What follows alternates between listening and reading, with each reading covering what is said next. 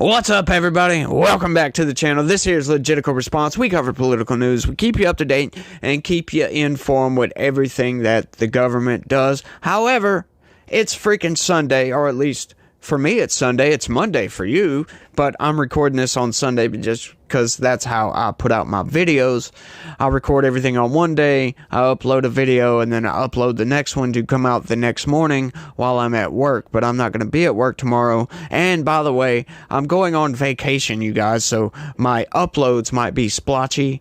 I might not have some, which not many people are going to miss because not a whole hell of a lot of people watch my videos. But, you know, I'm hoping that maybe you guys can help change that. Share my videos. Tell your friends, look, this guy's just giving out information. He might be boring to listen to sometimes, but at least he's trying to inform the people and give out pertinent information about the government. I think we all need to be informed. I think we all need to know who we're voting on. That's the whole reason for my existence, to show what these people in the government are doing, what these people in the government vote in the interest of, which is definitely not me or you. To try to change the fabric of this nation, to get our politicians back on track, back out of the pockets of the corporate America and back into the pockets of the citizen America, right? We need our politicians, especially Congress, to vote in the interests of their constituents and not in the interests of the lobbyists, the corporate lobby, if you will.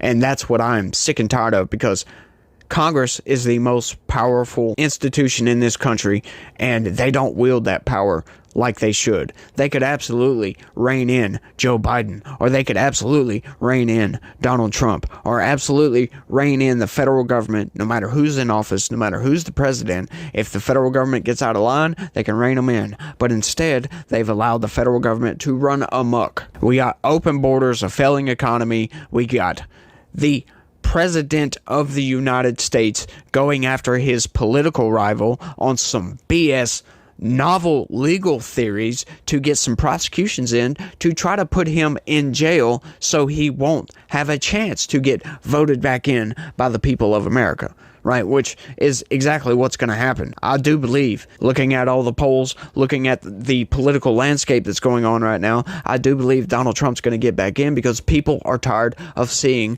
what's going on. They've seen the last 3.5 years, and they don't like the last 3.5 years. They see that the economy is going down. The cost of everything has risen dramatically and has put everybody at a disadvantage. Wages haven't gone up. You know, Joe Biden keeps trying to tell you that the economy's doing okay, but every time we go to the grocery store, we start crying because we can't get nearly as much as we used to. Then we look back at the Donald Trump presidency, and sure, he said a lot of stuff he probably shouldn't have said. He was a very bombastic president. We've never had a president like him before. I can see why people would get butthurt, if you will, with Donald Trump and how he ran the country. But if you look at his accomplishments and not look at his tweets, for God's sakes, you would see, just eliminate all the mean stuff that Donald Trump says and look at what he done. No new wars. I know that might be kind of a naive way to look at it, but there's something a whole lot deeper to no new wars than just saying no new wars, right? What causes no new wars? He was trying to get us out of Afghanistan, and Joe Biden comes in and screws that all up. Russia didn't invade Ukraine. I know that might be a silly argument, but it goes a lot deeper than just saying Russia didn't invade Ukraine. Because I think that Russia knows that if he would have invaded Ukraine, he doesn't know exactly how Trump's going to respond. That's a good thing. If Putin is scared to do something because he doesn't know what the response is going to be, he doesn't know if he's just going to call all-out war and destroy Russia over Ukraine, which there was a possibility that Trump would have done that. We don't know that. That's where the foreign policy of Donald Trump comes into play, and the whole aura around Donald Trump comes into play. You don't know what he's going to do. That's a good thing. That halts foreign enemies, bad actors, from acting because they don't know what the response is going to be. That's why I say it goes a whole lot deeper than just saying no new wars. You know, he made peace with North Korea. And now North Korea is doing a whole bunch of dumb stuff, accusing us of all kind of spying and all this other stuff. I read a headline earlier about North Korea doing this. They're upping their nuclear weapons programs. They've got like 900 submarines, for goodness sakes. I didn't know that until the other day. They got a lot of submarines, y'all, but just comparing one to the other, it's just so funny when people try to say that Biden is doing a good job and that he would do a good job. It's trying to make me forget the last 3.5 years. That's what that argument is trying to do. I can't see hardly anything good that came from the Biden administration. We've seen weaponized government. We've seen utter failure to act on inflation. I made a video about this recently where Joe Biden keeps coming out and saying we have dramatically reduced inflation from 9% down to close to 3%. We're in a situation where we're better situated than we were when we took office. It was 9% when I came to office. 9%. But look, people have a right to be concerned. I think inflation has gone slightly up. It was at 9% when I came in, and it's now down around 3%. Which he knows that is not true. So then you get this argument. He's making the point that the factors that caused inflation to climb to 9% were in place when he took office. No, I think that's it was not what he said. He said it was at 9%. It would eventually get to 9% a little over a year after that. But the fact of the matter is it wasn't 9%. So if I can't trust him quoting data in real time, why should I believe what he's talking about now? So the annual growth in core inflation in the second quarter of 21 was, in fact, about 9%. And his point about inflation down 60% off its peak is very much the case. So no, look, it wasn't. It was not. It was not at that. So you're almost as bad as he is. Why can't you just say it was high? It got as high as 9%. You'd be accurate in saying that. And we have now brought it down, and we're struggling in around the 3% area. But it's better than it was. But instead, to hang it on his predecessor, that you inherited something that was through the roof when we were in the middle of COVID. It just seems to the American people, whether you're Republican or Democrat, you're lying. Neil. You're just lying. Well, hold on. I hear you. The president was making the point that I think is unequivocally true. The factors that took inflation to 9% were in place when he took office. That is not what. So then again, it's like, okay, so if that's true, then how come the Biden administration didn't do a damn thing to try to stop inflation from jumping to freaking 9%? That's outright insane, y'all. Didn't lift a single finger to try to stop the inflation from jumping that high. And why not? That's because these people are incompetent. They're outright incompetent. They don't know what they're doing, at least when it comes to the economy. But then you get this other thing with the weaponized government against the American people, not just against Donald Trump. The White House, people at the White House getting in contact with social media platforms to shut down only conservative voices, getting them banned from social media, places like YouTube and Twitter and Facebook. Facebook is bad. Then that opens the door for egregious violations of the First Amendment rights of people in this country. Right? Like, I've made the argument in the past that, like with the social media platforms, right? Like, if Facebook wants to shut you down, that's their prerogative. They're not violating your First Amendment rights. I've said that outright. I still believe that. If they have certain community guidelines and you get outside of those community guidelines, then yeah, sure, you deserve to be shut down, punished at least, maybe not banned, but forced to come into line with those community guidelines. Now, when the information came out that it was actually FBI had backdoors to Twitter and Facebook and Meta and all these other places, the White House had backdoors to all these places, and they were actually contacting staff members at these social media platforms and saying, hey, look, this might violate your community guidelines. Well, now you get into First Amendment. That's where the First Amendment comes in, because now the government is influencing the public square, if you will. They're trying to shut down these voices. It's not just that those people may have violated community guidelines. It's the fact that the White House is suggesting they're doing it, asking them to shut them down, whether they violated the community guidelines or not. And it's been proven time and time again that a lot of the posts and a lot of the people that were getting banned or deleted, respectively, in reverse, because I think I just said that backwards, but whatever, that a lot of those people didn't violate community guidelines. And that has been proven outright, court case after court case on this matter. And these people have been reinstated since. But that goes to show exactly what the Biden administration is doing.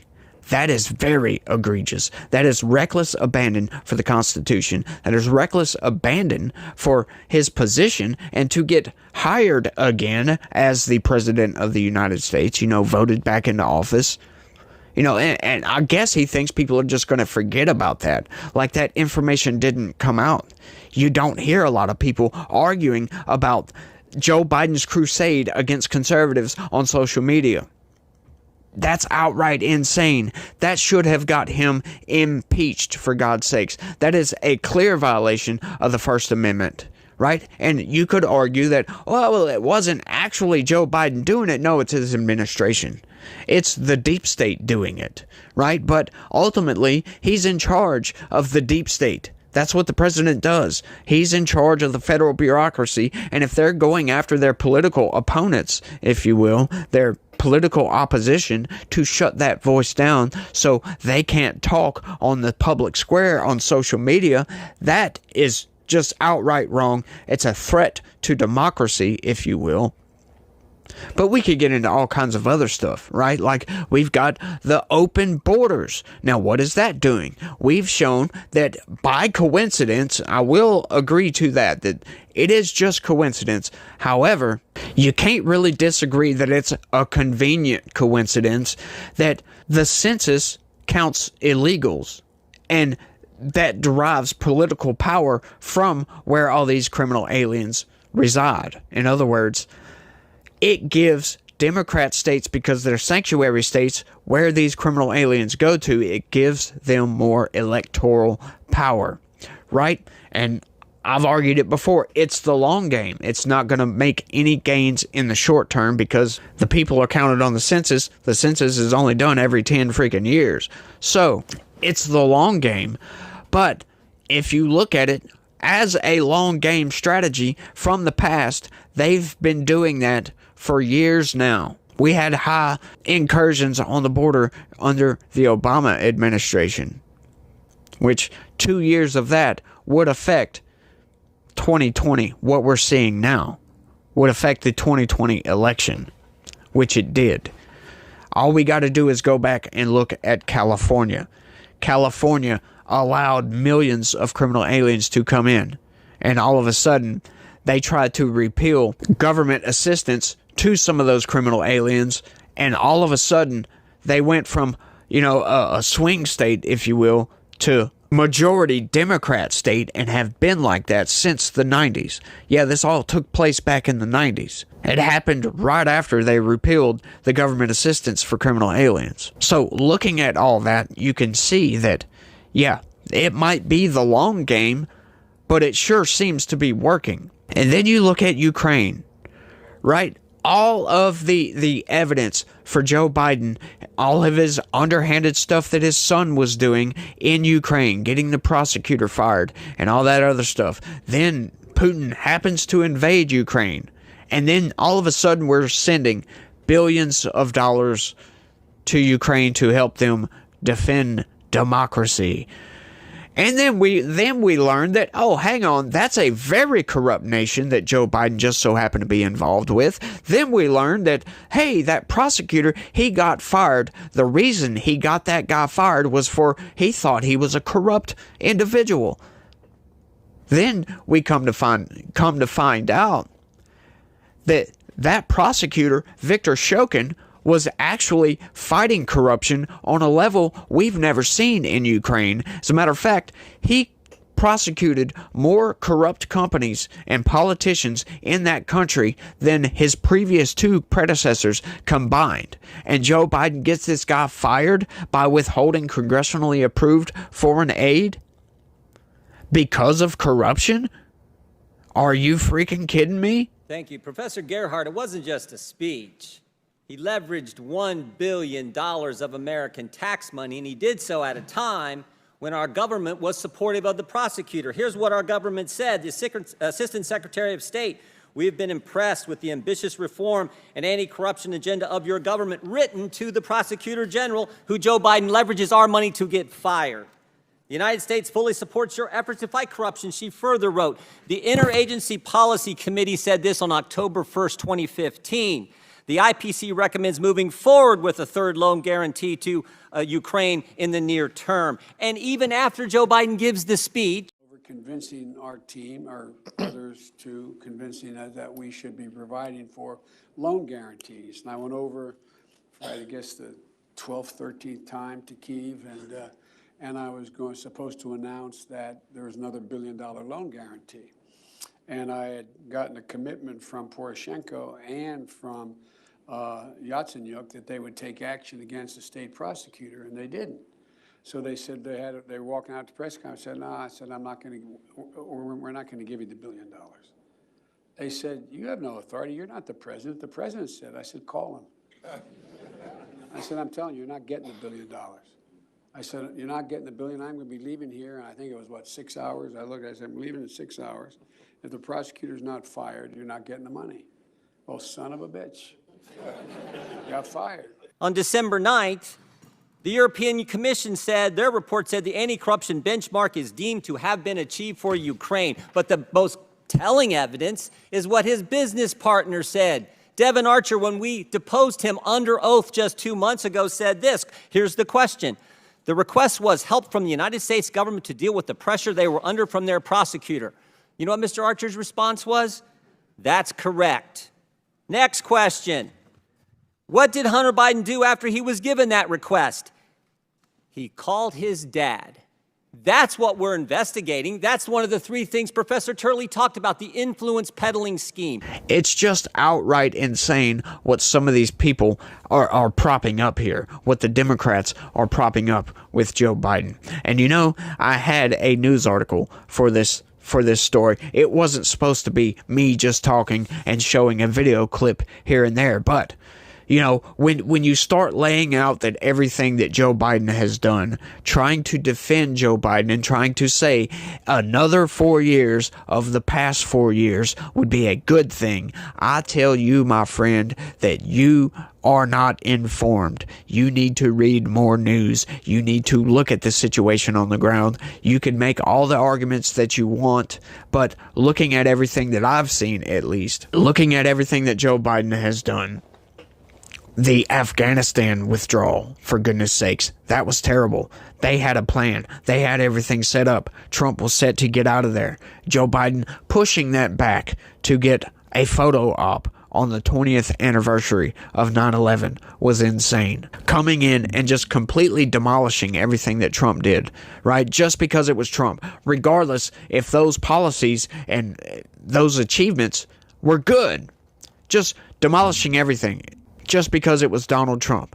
Like the Remain in Mexico policy was very good for our country. And he just demolished that. He demolished the Keystone XL pipeline. Right? And then goes and begs for natural gas from other places. Then they destroy the Nord Stream pipeline. Like, what are you doing here, Joe Biden? Cutting off oil and gas leases.